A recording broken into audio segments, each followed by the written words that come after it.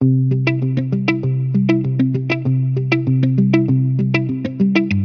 those are the people who work there. He would never do that because they were like, oh, we guess we showed them. I was like, they don't give a fuck. Right. Let me send you the thing. Try to read it normal. Welcome to Read It and Screech. The podcast for all the girls who went to grow up too hard and fast. What I the? said read it normal Yeah, but you sent it in all caps and that's yelling. because you're always like, I can't see it. Welcome to Read It and Screech. But the podcast for all the girls who had to grow up too hard and fast. The two threw me there. That was fucking hard. I hate it so much. If you're too loud, you can sit with us. Who Well, I gave you- talks like that? It's horrible. I told you that I learned what broho was. That feels like that. Hold on. If you're too loud, you can sit with us while I give you the Cliff's Notes and the cringiest quotes, and we go screeching all the way. I'm Grace, and this is my co-host, Ava. Happy New Year, blah, blah, blah. You're going to hate this book, and I can't wait. That's what I wrote. Yes, I hate anything that calls people like growing up too fast. Because while it is true that it happens, when people use it in a way that is going to venture down to being sexual, I hate it, which is the direction in which this is going. By the way, this is this book that we're about to read that I'm about to introduce to you is the first reverse harem, or as you like to call it, a harem. It's just regular. It's not what makes it reverse. It's just a harem. This is The Never King by Nikki St. We Croix. wear pants. If a girl wears pants, it's not reverse pants. Reverse harem pants. Shirt, reverse shirt. No, it's funny because there are harem pants. So if a girl wears them, they're reverse harem pants. Like, just because someone else does it doesn't make it reverse. That's like when people say reverse racism. All racism is just racism. I get it more in that context because they're referring to a specific kind of racism usually. So sometimes it's not factually accurate. It's just a way to decipher between things. So it's just a way for them to point out, this is the kind we mean. Anyway, so it's 193 pages, which is blessedly short. Thank God. The audio is 4 hours and 35 minutes, which was excruciatingly long, turns out. It's narrated by 6 different people, who I have to assume are the author's personal harem, and they pronounce croissant as croissant. It has 3.71 stars on Goodreads, and I think that's generous. In my opinion, that's very generous. And you can tell me afterwards how many stars it has on Wet, Hot, Awful Reads. Probably a lot. This is book 1 of 4 of the Vicious Lost Boys series. And I just want to say it's going to end up being more like Vicious Frat Fuckboys, but we'll get there. It is multiple first-person point of view. So we know the point of view of each member of the harem and the haremess. What's the name for the head person of the harem? What's the what? The president? The name of who? The person who's at the top of the harem pyramid. Is it the president? No. Whatever. We see all the point of views. And the setting is some podunk-ass town in the United States. And then the island of Neverland.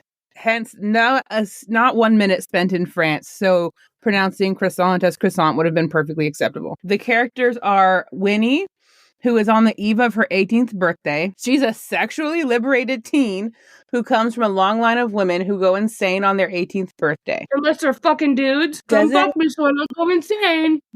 It doesn't make much sense, though, because why would you go on to have kids and pass on this weirdly specific genetic illness that you know you're going to get at 18? Whatever. Anyway, her mom is a retired sex worker, and so she had an unstable childhood and all that comes with it, moving around, switching schools, getting left with neighbors, etc. She's teeny, tiny, skinny, and delicate. Just a baby. Mm-hmm. Peter Pan is the next character. He's apparently British and honestly comes off as a dirty sex offender. He chain smokes cigarettes and cannot for the life of him figure out why he's old and achy and feels like shit all the time. Me too. However, I would gather perhaps the chain smoking of cigarettes, but whatever, for hundreds of years. Then we have the various lost fuckboys, and I don't have them specifically listed for the same reason that I don't have a real life interest in any type of polyamorous situation. And that is that I find it so overwhelming just to have the amount of interpersonal relationships that I already have. I can't imagine throwing more in the mix. Therefore, I have a hard time keeping up with the plot and relationships of the story. So I can't remember the rundown of the many boyfriends, but they will reveal themselves. They also come off as dirty sex offenders, each one of them. No, see, you want to know what doesn't work for me with that is when they introduce characters to you one time, and then they reference them by name for the rest of that piece of media. Like you remember. Like a dead parent. I don't. They'll be like, my dead parent was John. No, it'll happen when you're like watching NCIS or something. They'll like reference the bad guy. They'll be like Kurt Johnson, and you'll be like, okay. And then later on, they'll be like, when Kurt Johnson was down at the Circle K, and you'll be like, who? Who was that again? And they'll be like, it was the murderer, and you're like, I don't remember that.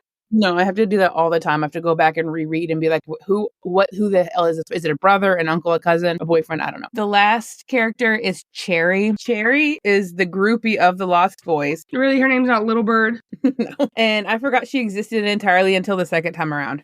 So another thing that's special about this book is that it was simultaneously the worst book that I read in 2023 and the first book that we're covering for our podcast in 2024. The start of season 3, by the way. So that's how forgettable she was, that I didn't even remember her from the first time. And this is like a book that I would pay to forget. Go stand under an airplane. I'm not going to remember it. Okay, we open on Winnie humping some miscellaneous football player. She does not come, and she finds him insufferable and goes home. I find this insufferable. Evidently, it was a birthday pump because her mom did not consent to that. Whose birthday? Hers. No! When she gets home, her mom is screaming, crying, throwing up about how Peter Pan is going to come kidnap her and take her away to Neverland. She says Peter Pan is convinced that Winnie can fix him, so he's basically just an average man. Weirdly, Mom speaks fondly of Neverland, so why not just see this as a gap year? Why make such a big deal about it? Maybe that's why she's so crazy, because she doesn't want her daughter to have a fully paid for gap year at Neverland. She can't have nice things. Winnie thinks this is all just manifestation of the mental illness, but joke's on her. Peter does come in and he knocks her out and teleports her away.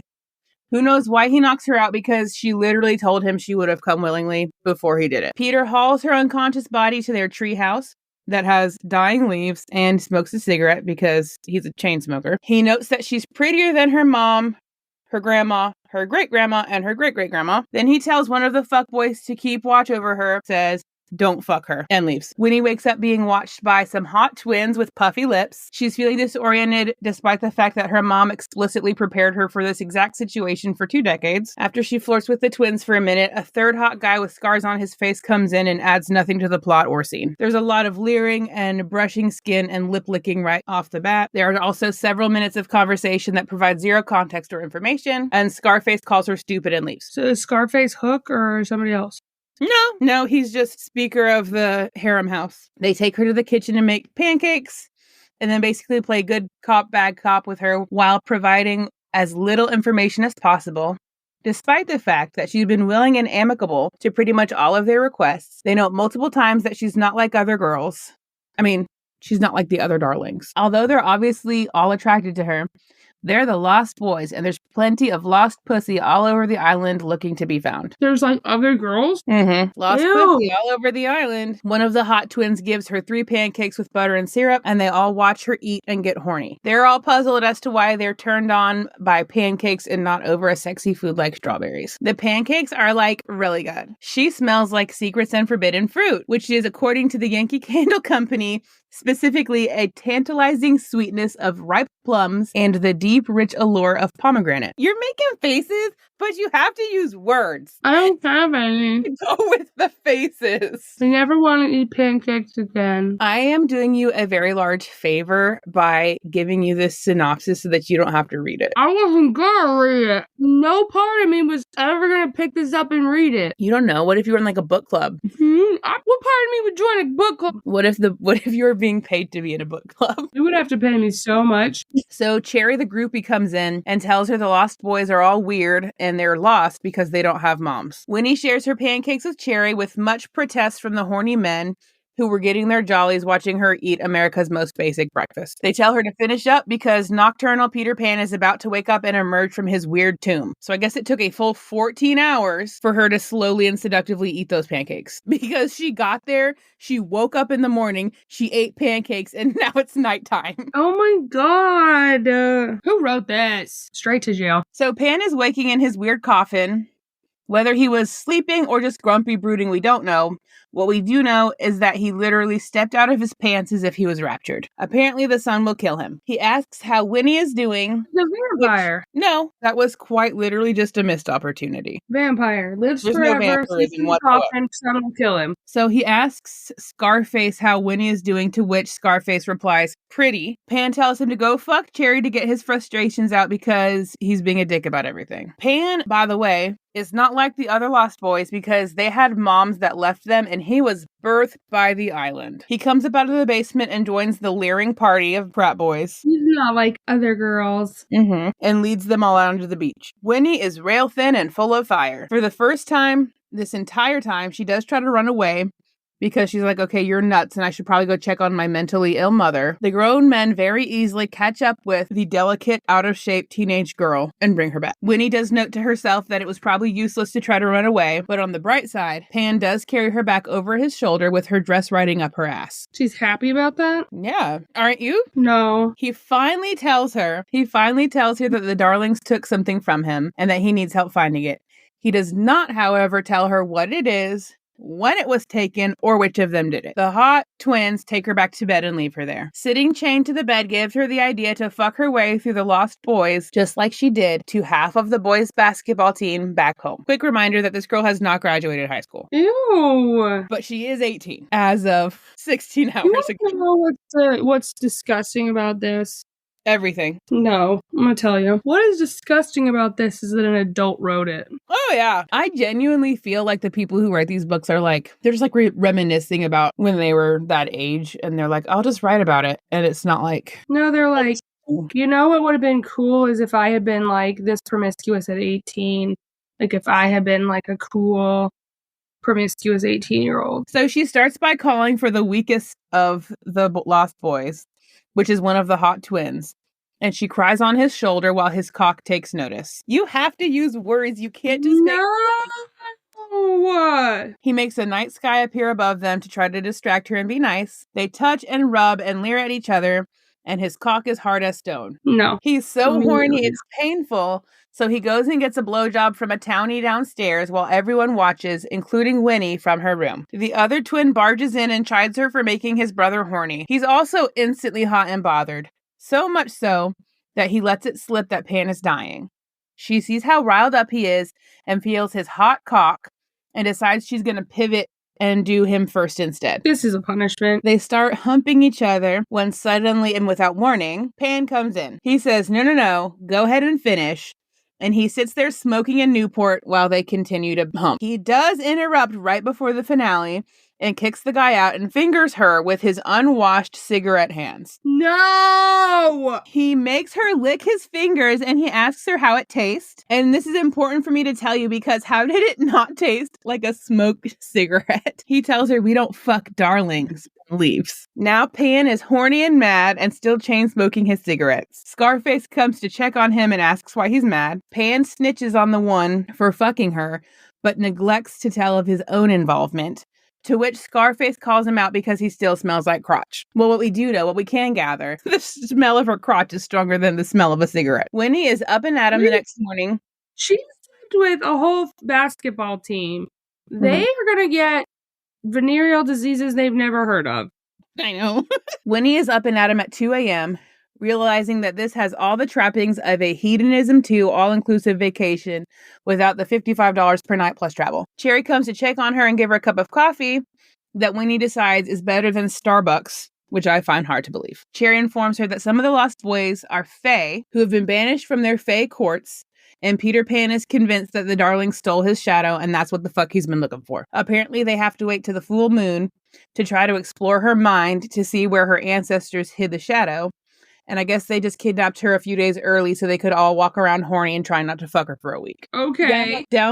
Nothing if not good planners there. Down by the beach, the twin brothers are sharing a hammock as if it's normal, and the one who fucked her lets the other one know what happened.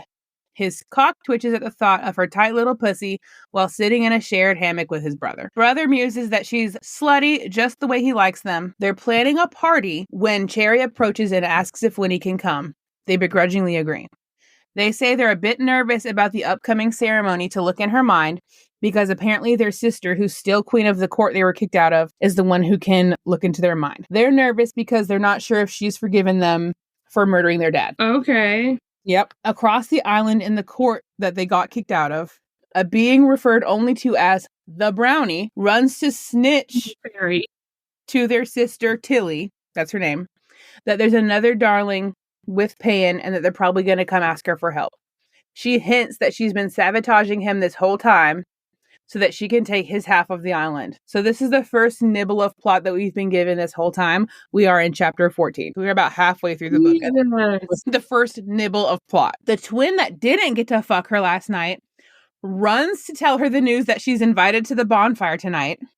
They're horny for each other again, but instead of doing it, they go into the kitchen so they can all have a sexy time making more pancakes and watching her eat again. Ew. Even Scarface joins in on the fun, but he's creepy about it. She asks if they're allergic to shirts. The twins throw a rager and Winnie is tickled pink to be at this fairy frat party. Scarface decides to be a fucking tattletale and runs to wake up Peter Pan and snitch on everyone for having a party without permission. When Peter Pan gets there, he sees Winnie straddling one of the towny frat boys and loses his shit and rips the guy's heart out with his bare hand. Ew. This is obviously super hot, so he carries her inside and has sex with her in front of all the others.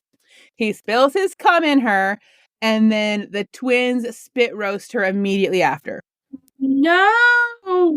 So now they've all had sex with her except for Scarface, but he doesn't want to be left out, so he spits in her mouth and leaves. Oh. The twins spoon her to sleep, which would be weird if they hadn't already shared a hammock with twitching cocks earlier the same day. Peter Pan and Scarface go on a boys' trip to commit some hate crimes against pirates, and this serves only to let us know that Scarface is nicknamed the Dark One because his shadow is death, and that Pan is only king because his shadow is life. So it turns out that he stole it to begin with anyway. So this is all just some rigmarole racket bullshit. Back at the treehouse, the twins exchange friendship bracelets with Winnie and ask each other their favorite foods and giggle themselves to sleep. The next morning, they teach her to gut a fish, and then they use the word anal on purpose for no reason. They had a reason. Apparently, the dead fish is a gift for their sister, and they feel bad for leaving her to fend for herself back in the old Fae court. According to the Brownie, though, she's fine, so I don't know why you're worried, and I don't know why you're giving her a dead fish. Can't eat a live fish. It's gonna be a day old. Here's a day old fish that our weird teenage girlfriend gutted for you. They tell her now that they killed their own dad, but they do not offer an explanation on why. Why are you okay telling someone that dark of a secret, but you're not going to follow it up with? You clearly made them perverts. Clearly. Winnie leaves from the fish gutting and meanders through the house, happening upon Scarface in the library. She's irritated now that he spit in her mouth and treated her like a slut, so she decides to mess with him about it.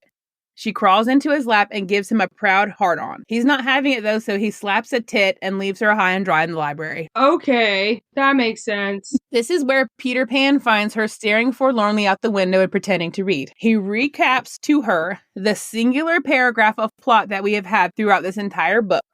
And it's basically that a darling stole his shadow and that they think she knows how to find it through inherited memory. The time is whoever wrote this book needs counseling. a lobotomy.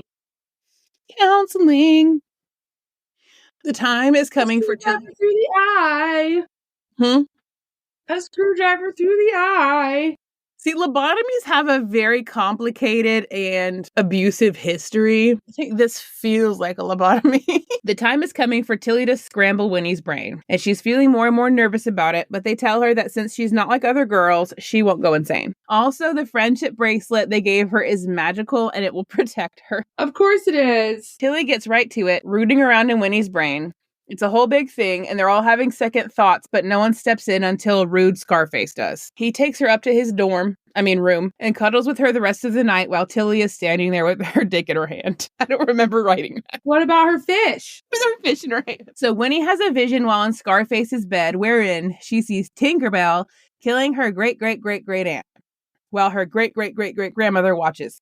So it turns out Peter was in love with her great-great-great-great-aunt, and Tinkerbell was mad about it, so she stole the shadow and killed the aunt. So then, in retribution, or to try to figure out what happened, Peter kidnapped the little sister, who was Winnie's great-great-great-great-grandmother, to try to dig into their memories and find out what happened to the shadow. Winnie believes that the shadow is in an old family heirloom/trunk back at her house in like America, in the United States. And so she and the gang fly straight on till morning back to Earthside to retrieve it. The brownie has beat them there and is waiting there with her mom for them to get there. He reveals that Tilly has been scrambling everyone's brains on purpose while she pretended she was trying to read their minds. Peter kills the brownie, and the frat boys are nice enough to bury him in the yard instead of just leaving his body in Mom's house. They try to leave Winnie back there in the real world, but she begs to come back with them. Apprehensive to leave her mentally ill mother alone with a body freshly buried in her yard, she invites her to come stay with them in the Swingers Mansion frat treehouse. Mom discerningly says no. She says, my debilitating magic mental illness has been cured, so I'm fine now alone. So Winnie goes back to the sausage party at Neverland. The end. Ew! This was a trash book. I told you it was the worst book I read in 2023. I was not joking. This has ruined all reverse. I already didn't want to do a reverse harem. This solidified it for me. Was this self-published? Most of the time it will start self-published, and then if it gets traction, they'll get picked up by like a little indie company. Is the traction the backward sliding down the hill to hell? It has 36,000 ratings. And on Amazon, like the Goodreads is 3.71, but on Amazon, the rating is 4.2. So that's a very...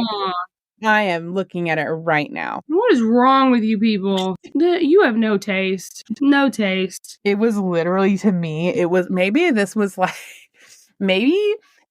in reality the story of a girl who, as soon as she turned 18, she snuck onto a college campus, and all of this happened to her, and she just changed names and location. And the Lost Boys were really just like, she mentioned like the basketball team. This was really just her escapades with half of a college JV basketball team.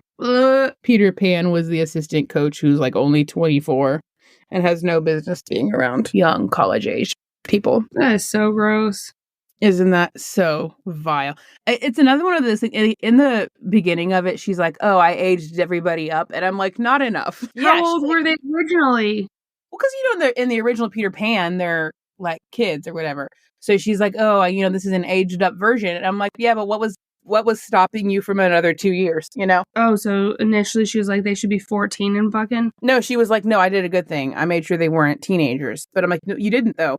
She is still a teenager. Also, like, this would have rang the same amount of true if she was like a sophomore in college, because that's what Empire of Lust did. No, Empire of Lust. Tempt Me. Whatever the one we did where she was like in Alaska on like a little summer internship job thing. She was like a junior in college. So even though the guy was like 10 years older than her, it was one of the lesser icky age-wise problems because she was like about to graduate college and enter the workforce. So although it was still gross, again, age-wise, it wasn't as bad. So you could have done the same thing. You could have aged her up 2 years and been like, she's a college senior. And she's been fucking her way through the college basketball team. And now she's going to fuck her way through the Lost Frat Boys. It would have been fine. Instead of all of them horny for this bony, skinny, dainty-ass 18-year-old. Oh my God. So where are they now? And also, what is the rating on Wet, Hot, Awful Reads? They're in hell. Hell is getting crowded by all the people that you have sent there from these books. Hell is now taking applications. Hell is full, and your people are getting waitlisted. So you have to give them jobs Earthside. What are they doing? I don't want to. It's so bad. No, because they live on that fucking island. It's not like I can say they work at a Chipotle. Yeah, but what are they doing? Are they just spending 14 hours a day eating pancakes? Horny pancake parties? They weren't doing anything in the book. This is the literal... And why did they all go to her mom's house? Hey, Mom, here's the 5 guys I've been fucking. Jesus. Do you want to come back and live in the house while I fuck all these guys? You can have your own room.